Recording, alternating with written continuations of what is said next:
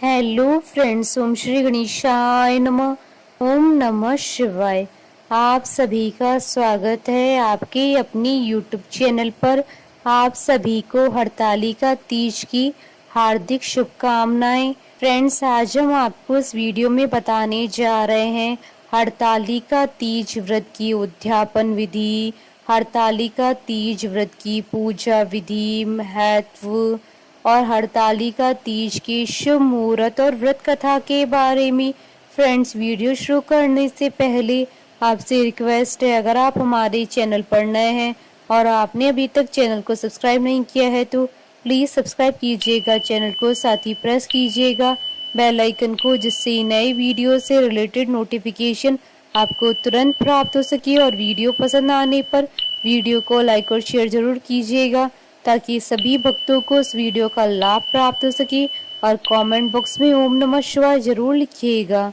हरतालिका तीज का व्रत भाद्रपद मास की शुक्ल पक्ष की तृतीय तिथि को रखा जाता है। यह व्रत विशेष रूप से शादीशुदा महिलाएं और कुंवारी कन्याएं करती हैं। पति की लंबी उम्र के लिए, सौभाग्य की प्राप्ति के लिए और घर की सुख समृद्धि के वास के लिए यह व्रत किया जाता है। अविवाहित लड़कियां इस व्रत को मनचाहा वर पाने के उद्देश्य से करती हैं। शास्त्रों की मान्यताओं के अनुसार इस व्रत को शुरू करने के बाद कम से कम 13 सालों तक रखने के बाद ही इसका उद्यापन करना चाहिए।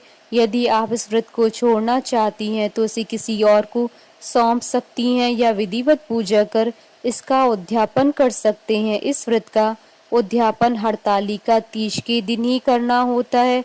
व्रत का उद्यापन किसी योग्य पंडित के द्वारा करवाया जा सकता है। अगर खुद से इस व्रत का उद्यापन करना चाहते हैं तो इसके लिए कुछ आवश्यक सामग्री की आवश्यकता होगी। व्रत के उद्यापन के लिए पूजन सामग्री में 5 सफेद कपड़े, सुहा की सामग्री, फल फूल, मिठाई, पंचामृत, सोने या चांदी की कोई वस्तु, अक्षत, पान, सुपारी, गुलाल आदि। उद्यापन विधि। हरतालिका तीज व्रत का उद्यापन हरतालिका तीज पर ही किया जाता है। इस दिन निर्जल व्रत रखा जाता है, इसलिए आप इस दिन स्नान करने के बाद साफ वस्त्र धारण करें। इसके बाद सबसे पहले भगवान गणेश जी की विधिवत पूजा करें। इसके बाद भगवान शिव को 5 सफेद वस्त्र और माता पार्वती को 5 लाल वस्त्र अर्पित करें। वस्त्र अर्पित करने के बाद शिव परिवार को 5 बर्तन और 5 प्रकार के फल अर्पित करें। इसके बाद माता पार्वती को श्रृंगार की वस्तुएं अर्पित करें और पति और पत्नी गठबंधन करके दोनों शिव परिवार का पूजन करें। इसके बाद हवन करें और नवग्रहों को आहुति दें और शिव परिवार को खीर का भोग लगाएं। भोग लगाने के बाद पहले भगवान गणेश जी की आरती करें, फिर भगवान शिव और माता पार्वती की आरती करें। इसके बाद ब्राह्मणों को भोजन कराएं और मंदिर में दान अवश्य करें। अंत में शिव जी को चढ़ाए गए 5 वस्त्र पंडित को, माता पार्वती को चढ़ाए गए 5 वस्त्र पंडिताइन को दक्षिणा सहित दान में दें। इसके अगले दिन व्रत का पारण करें। फ्रेंड्स, अब आइए जानते हैं हरतालिका तीज की संपूर्ण पूजा विधि के बारे में।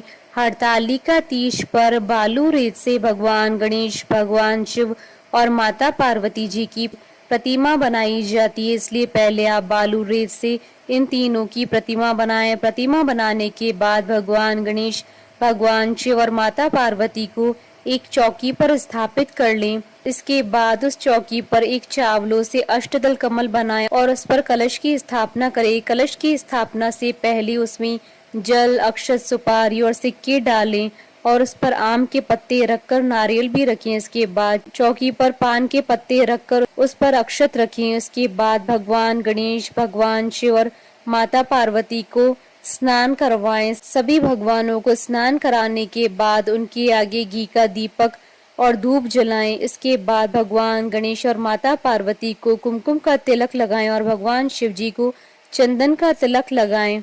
तिलक करने के बाद सभी भगवानों को फूल व माला चढ़ाएं। इसके बाद भगवान शिव को सफेद फूल अर्पित करें।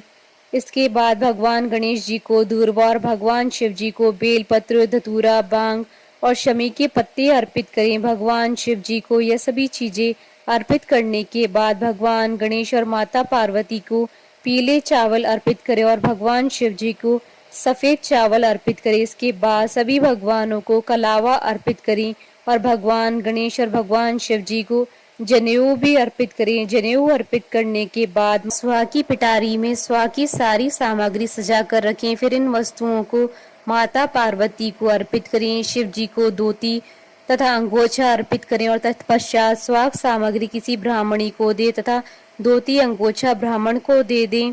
इस प्रकार भगवान गणेश, पार्वती तथा शिव जी की पूजन आराधना कर हरतालिका व्रत कथा सुने। तत्पश्चात सर्वप्रथम गणेश जी की आरती करें, फिर शिव जी और फिर माता पार्वती की आरती करें। भगवान की परिक्रमा करें। रात्रि जागरण करके सुबह पूजा के बाद माता पार्वती को सिंदूर चढ़ाएं, ककड़ी हलवे का भोग लगाएं, फिर ककड़ी खाकर उपवास तोड़ें। अंत में समस्त सामग्री को एकत्रित कर पवित्र नदी या किसी कुंड में विसर्जित करें। फ्रेंड्स, अब आइए जानते हैं साल 2023 की हरतालिका तीज के शुभ मुहूर्त के बारे में। हिंदू पंचांग के अनुसार साल 2023 की हरतालिका तीज का व्रत 18 सितंबर 2023 सोमवार के दिन है। भाद्रपद शुक्ल तृतीय तिथि प्रारंभ होगी 17 सितंबर 2023 को सुबह 11:08 पर और भाद्रपद शुक्ल तृतीय तिथि का समापन होगा 18 सितंबर 2023 को दोपहर 12:39 पर। उदय तिथि के आधार पर हरतालिका तीज का व्रत 18 सितंबर 2023 सोमवार के दिन रखा जाएगा। सोमवार के दिन हरतालिका तीज व्रत का आना बेहद ही महाशुभ संयोग है, क्योंकि सोमवार का दिन भगवान शिव जी को समर्पित होता है और हरतालिका तीज के दौरान भी माता पार्वती और भगवान शिव जी की पूजा की जाती है। और इसी के साथ ही इस दिन रवि योग का महासंयोग भी बन रहा है। इस योग में हरतालिका तीज का व्रत और पूजन करने से हरतालिका तीज व्रत का फल कई गुना अधिक प्राप्त होगा। और प्रातःकाल पूजा का शुभ मुहूर्त रहेगा 18 सितंबर 2023 को सुबह 6:13 से सुबह 8:40 तक। कुल अवधि 2 घंटे 27 मिनट है और प्रदोष काल पूजन का समय रहेगा 18 सितंबर 2023 को शाम 6:23 से रात्रि 8:44 तक। और व्रत पारण का समय रहेगा 19 सितंबर 2023 को सूर्योदय के बाद। और उस दिन रवि योग रहेगा 18 सितंबर 2023 को दोपहर 12:08 से अगले दिन 19 सितंबर 2023 को सुबह 6:14 तक। और अभिजीत मुहूर्त रहेगा 18 सितंबर 2023 को सुबह 11:56 से दोपहर 12:45 तक। फ्रेंड्स, अब आइए प्रारंभ करें हरतालिका तीज की पौराणिक व्रत कथा। एक बार भगवान शिव जी ने पार्वती जी को उनकी पूर्व जन्म का स्मरण कराने के उद्देश्य से इस व्रत के महात्म्य की कथा कही थी। श्री भोले शंकर बोले, हे गौरी, पर्वतराज हिमालय पर स्थित गंगा के तट पर तुमने अपनी बाल्यावस्था में 12 वर्षों तक अधोमुखी होकर घोर तप किया था। इतनी अवधि में तुमने अन्न न खाकर पेड़ों के सूखे पत्ते चबाकर व्यतीत किए। माघ की विकराल शीतलता में तुमने निरंतर जल में प्रवेश करके तप किया। वैशाख की जला देने वाली गर्मी में तुमने पंचाग्नि से शरीर को तपाया। श्रावण की मूसलाधार वर्षा में खुले आसमान के नीचे बिना अन्न जल ग्रहण किए समय व्यतीत किया। तुम्हारे पिता तुम्हारी कष्ट साध्य तपस्या को देखकर बड़े दुखी होते थे, उन्हें बड़ा कलेश होता था। तब एक दिन तुम्हारी तपस्या तथा पिता की कलेश को देखकर नारद जी तुम्हारे घर पधारे। तुम्हारे पिता ने हृदय से अतिथि सत्कार करके उनके आने का कारण पूछा। नारद जी ने कहा, गिरिराज, मैं भगवान विष्णु के भेजने पर यहाँ उपस्थित हुआ हूँ। आपकी कन्या ने बड़ा कठोर तप किया है, इससे प्रसन्न होकर वे आपकी सुपुत्री से विवाह करना चाहते हैं। संदर्भ में आपकी राय जानना चाहता हूँ। नारद जी की बात सुनकर गिरिराज गदगद हो उठे। उनके तो जैसे सारे कलेश ही दूर हो गए। प्रसन्नचित होकर वे बोले, श्रीमान, यदि स्वयं विष्णु मेरी कन्या का वरण करना चाहते हैं तो भला मुझे क्या आपत्ति हो सकती है। वे तो साक्षात ब्रह्म है। हे महर्षि, यह तो हर पिता की इच्छा होती है कि उसकी पुत्री सुख संपदा से युक्त पति के घर की लक्ष्मी बने। पिता की सार्थकता इसी में है कि पति के घर जाकर उसकी पुत्री पिता के घर से अधिक सुखी रहे। तुम्हारे पिता की स्वीकृति पाकर नारद जी विष्णु जी के पास गए और उनसे तुम्हारे ब्याह के निश्चित होने का समाचार सुनाया। मगर इस विवाह के संबंध की बात जब तुम्हारे कान में पड़ी तो तुम्हारे दुख का ठिकाना ना रहा। तुम्हारी एक सखी ने तुम्हारी इस मानसिक दशा को समझ लिया और उसने तुमसे उस विक्षिप्तता का कारण जानना चाहा। तब तुमने बताया, मैंने सच्चे हृदय से भगवान शिव शंकर का वरण किया है, किंतु मेरे पिता ने मेरा विवाह विष्णु जी के साथ निश्चित कर दिया है। मैं विचित्र धर्म संकट में हूँ, अब क्या करूँ? प्राण छोड़ देने के अतिरिक्त अब कोई भी उपाय शेष नहीं बचा है। तुम्हारी सखी बड़ी ही समझदार और सूझबूझ वाली थी। उसने कहा, सखी, प्राण त्यागने का इसमें कारण ही क्या है? संकट के मौके पर धैर्य से काम लेना चाहिए। नारी के जीवन की सार्थकता इसी में है कि पति रूप में हृदय से जिसे एक बार स्वीकार कर लिया, जीवन पर्यंत उसे ही निर्वाह करे। सच्ची आस्था और एक निष्ठा के समक्ष तो ईश्वर को भी समर्पण करना पड़ता है। मैं तुम्हें घनघोर जंगल में ले चलती हूँ, जो साधना स्थली भी हो, और जहाँ तुम्हारे पिता तुम्हें खोज भी ना पाए, वहां तुम साधना में लीन हो जाना। मुझे विश्वास है कि ईश्वर अवश्य ही तुम्हारी सहायता करेंगी।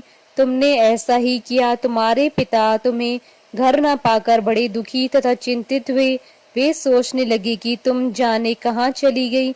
मैं विष्णु जी से उसका विवाह करने का प्रण कर चुका हूँ। यदि भगवान विष्णु बारात लेकर आ गए और कन्या घर पर न हुई तो बड़ा अपमान होगा। मैं तो कहीं मुंह दिखाने के योग्य भी नहीं रहूंगा। यही सब सोचकर गिरिराज ने जोर शोर से तुम्हारी खोज शुरू करवा दी। इधर तुम्हारी खोज होती रही और उधर तुम अपनी सखी के साथ नदी के तट पर एक गुफा में मेरी आराधना में लीन थी। भाद्रपद शुक्ल तृतीया को हस्त नक्षत्र था। उस दिन तुमने रेत के शिवलिंग का निर्माण करके व्रत किया। रात भर मेरी स्तुति के गीत गाकर जागी। तुम्हारी इस कष्ट साध्य तपस्या के प्रभाव से मेरा आसन डोलने लगा। मेरी समाधि टूट गई। मैं तुरंत तुम्हारे समक्ष जा पहुंचा और तुम्हारी तपस्या से प्रसन्न होकर तुमसे वर मांगने के लिए कहा। तब अपनी तपस्या के फलस्वरूप मुझे अपने समक्ष पाकर तुमने कहा, मैं हृदय से आपको पति के रूप में वरण कर चुकी हूँ। यदि आप सचमुच मेरी तपस्या से प्रसन्न होकर आप यहाँ पधारे हैं तो मुझे अपनी अर्धांगिनी के रूप में स्वीकार कर लीजिए। तब मैं तथास्तु कहकर कैलाश पर्वत पर लौट आया। प्रातः होते ही तुमने पूजा की समस्त सामग्री को नदी में प्रवाहित करके अपनी सहेली सहित व्रत का पारण किया। उसी समय अपने मित्र बंधु व दरबारियों सहित गिरिराज तुम्हें खोजते खोजते वहां आ पहुंचे और तुम्हारी इस कष्ट साध्य तपस्या का कारण तथा उद्देश्य पूछा। उस समय तुम्हारी दशा को देखकर गिरिराज अत्यधिक दुखी हुए और पीड़ा के कारण उनकी आंखों से आंसू मड़ आए। तुमने उनके आंसू पोंछते हुए विनम्र स्वर में कहा, पिताजी, मैंने अपने जीवन का अधिकांश समय कठोर तपस्या में बिताया है। मेरी इस तपस्या का उद्देश्य केवल यही था कि महादेव को पति के रूप में पाना चाहती थी। आज मैं अपनी तपस्या की कसौटी पर खरी उतर चुकी हूँ। आप क्योंकि विष्णु जी के साथ मेरा विवाह करने का निर्णय ले चुके थे, इसलिए मैं अपने आराध्य की खोज में घर छोड़कर चली आई। अब मैं आपके साथ इसी शर्त पर घर जाऊंगी कि आप मेरा विवाह विष्णु जी से न करके महादेव जी से करेंगे। गिरिराज मान गए और तुम्हें घर पर ले गए। कुछ समय के पश्चात शास्त्रोक्त विधि विधान पूर्वक उन्होंने हम दोनों को विवाह सूत्र में बांध दिया। हे पार्वती, भाद्रपद की शुक्ल तृतीया को तुमने मेरी आराधना करके जो व्रत किया था उसी के फलस्वरूप मेरा तुमसे विवाह हो सका। भगवान शिव ने आगे कहा, हे पार्वती, भाद्रपद की शुक्ल तृतीया को तुमने मेरी आराधना करके जो व्रत किया उसी की परिणाम स्वरूप हम दोनों का विवाह संभव हो सका। इस व्रत का महत्व यह है कि मैं इस व्रत को पूर्ण निष्ठा से करने वाली प्रत्येक स्त्री को मनोवांछित फल देता हूँ। भगवान शिव ने पार्वती जी से कहा, इस व्रत को जो भी स्त्री पूर्ण श्रद्धा से करेगी उसे तुम्हारी तरह अचल सुहाग प्राप्त होगा। इस व्रत को हरतालिका इसलिए कहा जाता है क्योंकि पार्वती की सखी उन्हें पिता और प्रदेश से हरकर जंगल में ले गई थी। हरत अर्थात हरण करना और तालिका अर्थात सखी। बोलिए भगवान शंकर माता पार्वती जी की जय। हमारे साथ इस वीडियो में अंत तक बने रहने के लिए आपका धन्यवाद। ओम श्री गणेशाय नमः। ओम नमः शिवाय।